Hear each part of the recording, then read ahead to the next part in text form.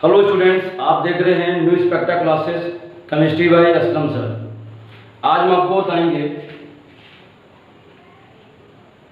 हुंड का नियम और अफबाऊ सिद्धांत, दोनों एक साथ कंपेयर करके बताएंगे, जिससे डिफिनेशन को भी आपको थोड़ा सा याद रखने में आसानी रहेगी। जैसे हुंड का नियम क्या है, तो हमने यहाँ पर एग्जाम्पल लिया, नाइट्रोजन परमाणु क्रमांक 7 इलेक्ट्रॉनिक विन्यास बनाया, 1s2 2s2 2p3।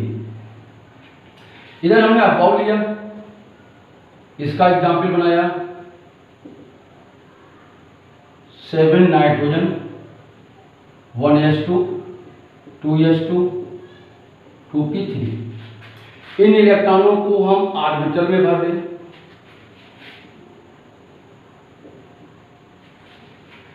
देखिए, कंपेयर की बात यह है कि जो ये ऑर्बिटल हमारे दिए p के, ये हमारा है px, ये है py और ये है pz। इसमें देखिए ये px का है, ये py का है और ये pz का है।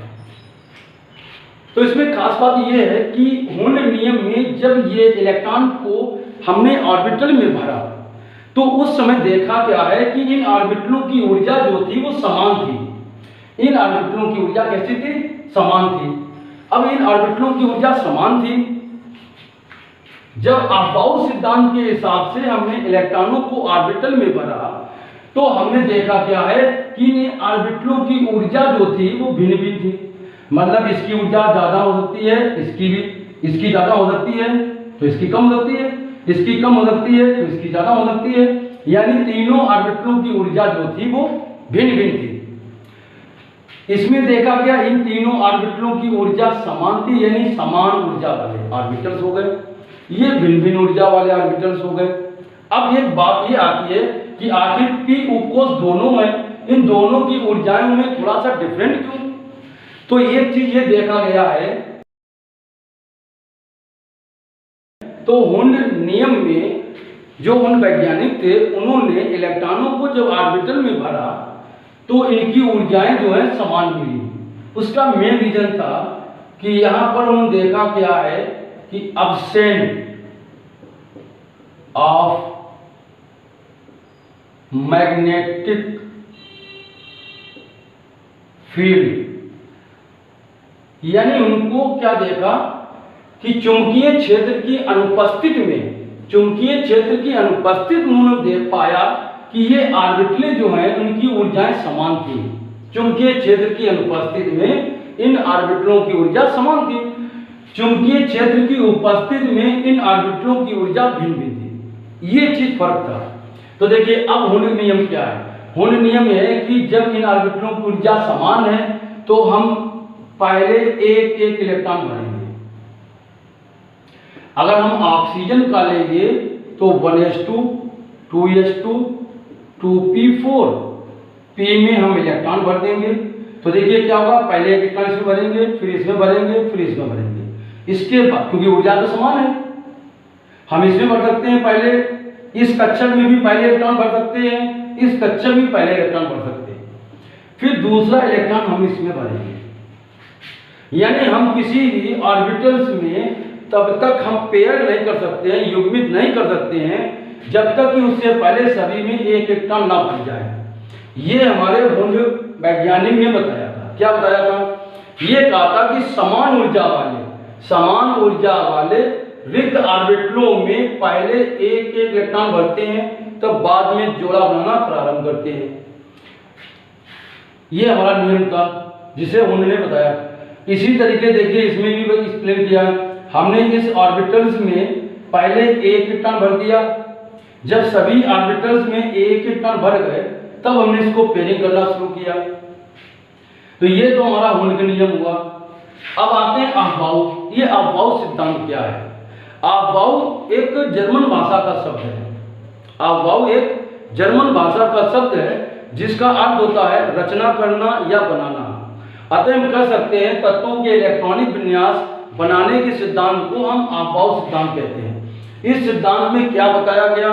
ये कहा गया है कि जब हमारी ऊर्जाएं भिन्न भिन्न होती हैं, तब हम उस ऑर्बिटल्स में पहले इलेक्ट्रॉन क्रम से प्रवेश करेंगे जिस ऑर्बिटल की ऊर्जा कम होगी। इसका मतलब हुआ है कि हम इसमें इलेक्ट्रॉन का जब फिलिंग करेंगे, इलेक्ट्रॉन का भराव करेंगे, तो हम इसमें लो एनर्जी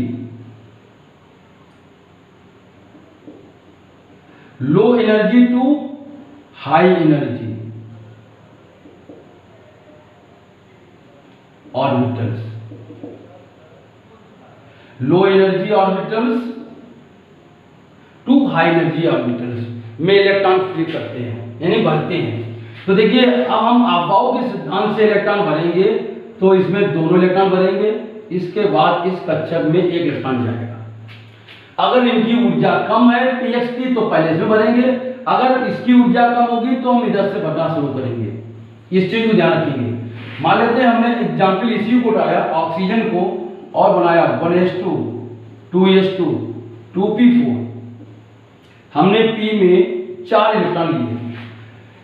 अब अफबाउ के सिद्धांत से ये कहा गया है कि जिसकी ऊर्जा कम हो उसमें आप क्रम से इलेक्ट्रॉन भरें, यानी इसमें हमने 2 इलेक्ट्रॉन भर दिए।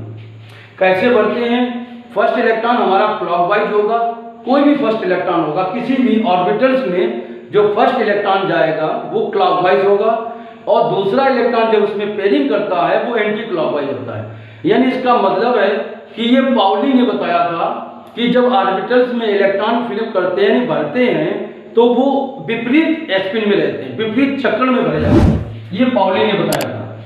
तो इसमें देखिए हमने 2 इलेक्ट्रॉन भर दिए, ये हमारा हो गया। तो इसका मतलब ये हुआ है कि ये इलेक्ट्रॉन हमारे low energy level to high energy level भरे जाते हैं और क्रम से भरे जाते हैं। इसका एग्जाम्पल एक और भी होता है, जैसे एग्जाम्पल हो गया, देखिए अगला एग्जाम्पल हमारा होगा, यानी सबसे पहले हम 1s ऑर्बिटल में इलेक्ट्रॉन भरेंगे क्योंकि इसकी ऊर्जा कम है, फिर हमारी ऊर्जा बढ़ेगी 2s 2p 3s 3p 4s 3d 4p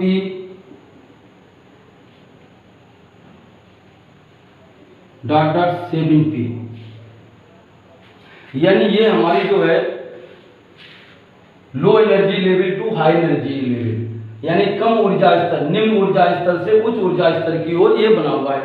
इसी के अनुसार हम अफबाउ सिद्धांत फॉलो करते हैं। यानी अफबाउ सिद्धांत ये बताया गया था कि हम सबसे पहले कम ऊर्जा वाले ऑर्बिटल्स में इलेक्ट्रॉन भरेंगे, फिर हम उच्च ऊर्जा वाले ऑर्बिटल्स में भरते हैं। तो देखिए ये सिद्धांत जो है, हम इसको एक बार रिवाइज करा देते हैं। हम आपको बताते हैं हुंड नियम क्या है, हुंड रूल्स।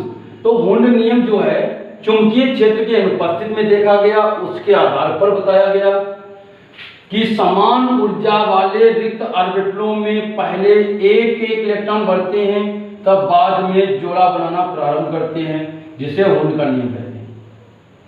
अफबाउ सिद्धांत क्या है? अफबाउ सिद्धांत दिया गया है कि जब इलेक्ट्रॉन का भराव यानी फिलिंग करते हैं तो इलेक्ट्रॉन न्यूनतम ऊर्जा वाले रिक्त ऑर्बिटलों में क्रम से भरते हैं। कैसे भरते हैं? क्रम से भरते हैं, जिस तरीके दिखाया गया है, तो क्रम से भरते हैं। ये अफबाउ सिद्धांत बोहर वैज्ञानिक ने दिया था। किसने दिया था? बोहर। यानी ये सिद्धांत के बारे में किसने बताया था? यानी ये सिद्धांत के बारे में बोहर वैज्ञानिक ने बताया था, अफबाउ सिद्धांत के बारे में। यदि वीडियो पसंद आया तो चैनल को सब्सक्राइब कीजिए, वीडियो को लाइक कीजिए और दोस्तों में शेयर कीजिए।